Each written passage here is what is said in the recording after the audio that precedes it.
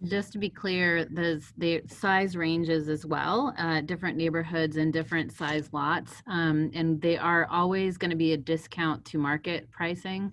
And they are, usually we factor in any work that might be required to position or get the lot readied for development as well.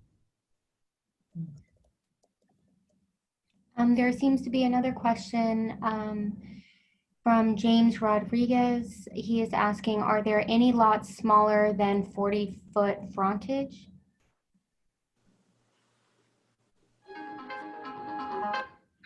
So for that question, we have a variety size of lots. We have, you know, a few that may be 2,500 square feet. We have some that are 5,000 square feet, some that are 8,200, some that are even bigger than that. It really depends on where the actual lot is. And then what we also, what I'm going to try to do in round 3 is make sure that we can better determine what the actual setbacks are, because that's a key thing into actually going into what plan and spec that you actually want to put on a lot before you even bid on it.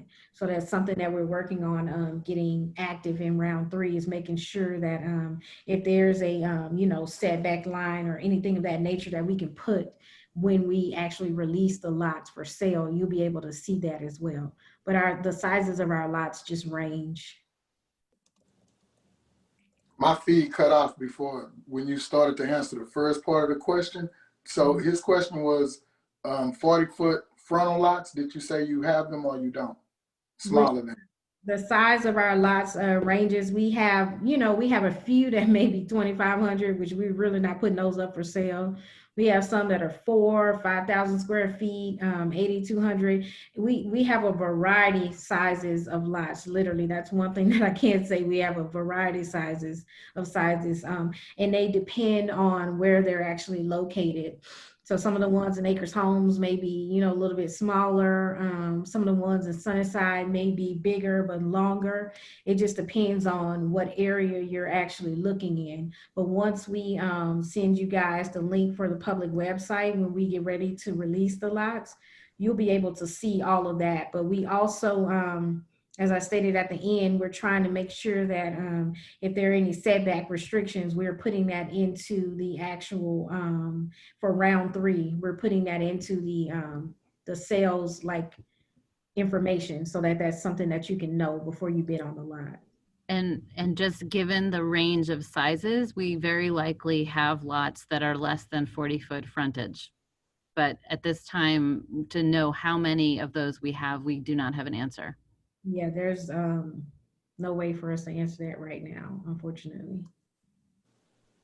Oh, I just didn't hear the first part of.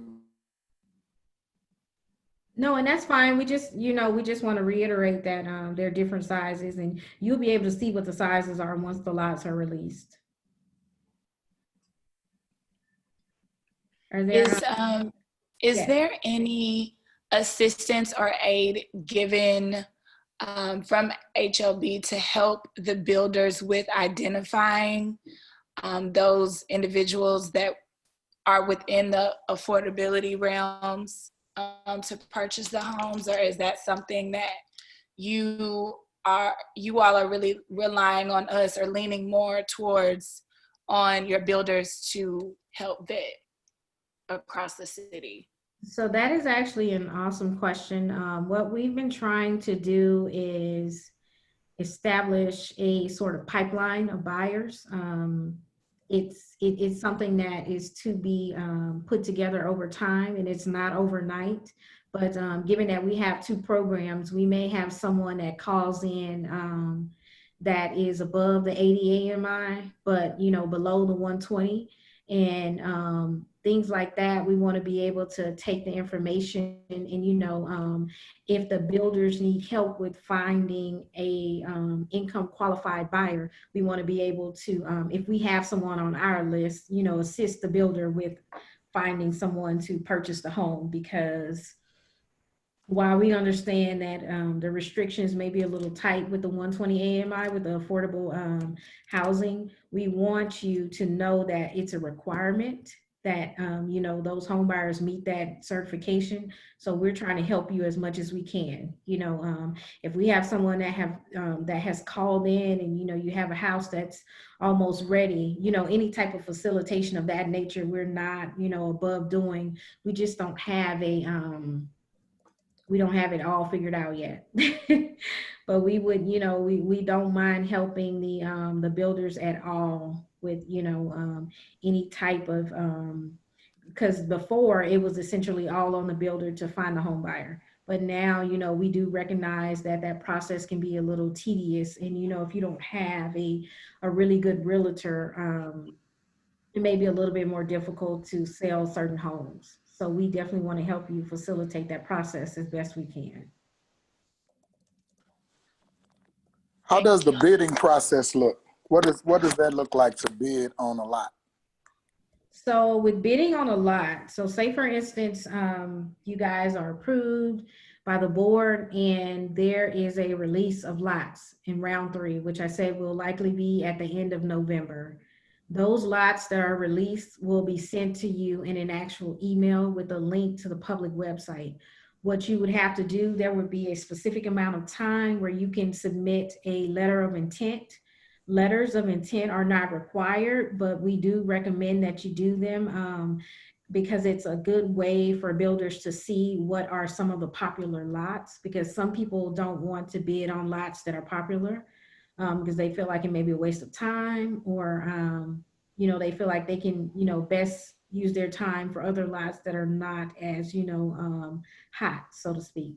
But there's a letter of intent phase, and then we open it up to actual bidding with the application. I kind of went over the application process. You know, you have to submit that in addition to additional documentation. And then there's a cutoff time for that. There is staff and committee review. And then the program committee actually recommends the lot applications and the contracts to the board. And then once the board gives final approval, then we can move forward with the actual closing of the lot. And then once we close on a lot, that's when you, you know, you'll start your due diligence and your permitting and things of that nature and start building on it. And what we do recommend, just back to the last question, is once you get to a certain point, you know, you can actually start marketing and trying to get you a home buyer so that you won't be, you know, scrambling at the last minute. Right, and that's a great idea. But what I meant was, is it the lot goes to the highest bidder, or how exactly? So no, it does not. So the actual lot price is set. So when you log into that public website, you'll see the lot price that's set. You can't bid lower or higher on that. You would take that lot price and put it into an actual pro forma. And with that pro forma, you'll build in your hard costs, your soft costs, the commission, and then also the actual builder profit. And that's all going to bring you down to the actual price per square foot and the actual maximum sales price of the home. So as stated before, in the first round of evaluation, we look at the actual price per square foot, because we do encourage builders to build at an affordable rate. So the top 3 price per square foot, and when I say top 3, I mean lowest 3, we'll move on to the second round for evaluation. So where's that pro forma? Where would that formula be? So that pro forma is actually right below the RFQ. If you go, when you go back to our website, that RFQ that you clicked on, there's another link right below it. I'm not sure if it says click here or if it says pro forma, but you can actually download it. It's a spreadsheet, and it calculates the numbers for you. What it is it's it's an estimate of, you know, actual construction, but it's an accurate estimate of construction. So like I said, it includes the hard cost, the soft cost, any commissions, any builder profit, all of that will make up the actual sales price that you're proposing to a home buyer. Thank you. Great information.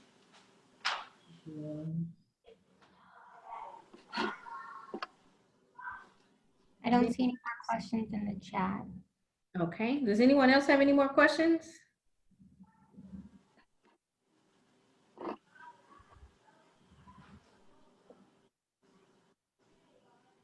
right, so I think we have answered all of these questions today. We Oh, really, wait, yes. I'm scrolling through the chat. Sorry to make sure I don't miss anything. We may have answered this one already, but I just want to make sure we don't miss anything.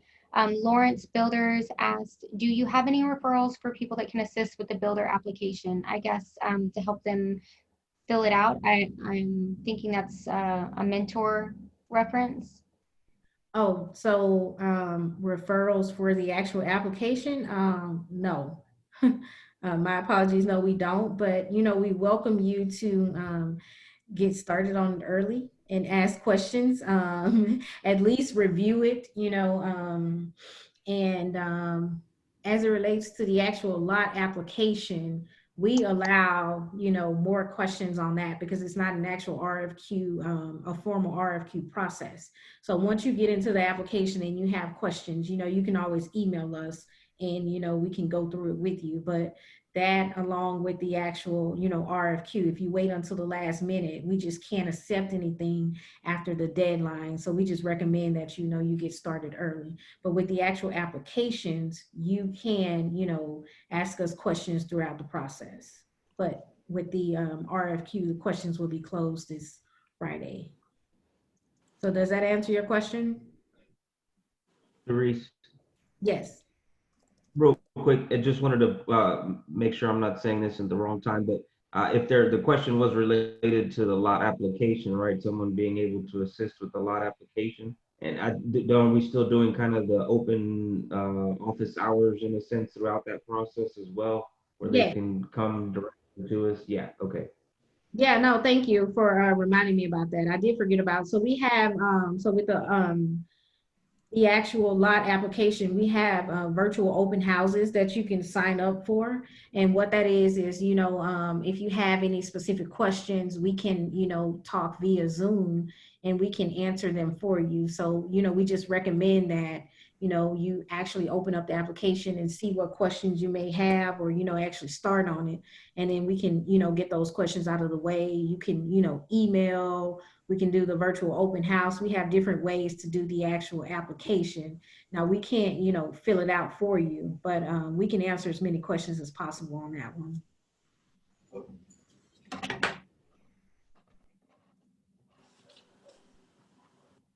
So I think that may actually be it. No so more questions in the chat. Okay, thank you guys very, very much for attending, you know, our virtual builder forum. And we do look forward to your submissions. And Andy, you have any last words? Just to say thank you all for your time and your interest in working with us, and even your questions help us to do a better job to broaden our footprint. So we thank you very much. Thank you. And Thank you. like we said, you have until September 4th, this Friday at 5 to submit any questions for the actual RFQ process, because we are going to close the questions on that. So we just, you know, recommend that you print it out, or, you know, you download it and just review it quickly to see if you have any more questions, because you guys really did have some good questions today. And the answers that we provided will likely help someone else along the line, you know, in addition to yourself. So thank you guys very, very much for taking out the time to join us today. And hopefully we'll be seeing you soon. Thank you. Thank Thank you. you. Have a Thank wonderful you. We'll see you guys. Yes, ma'am. Thank you, guys. Thank you.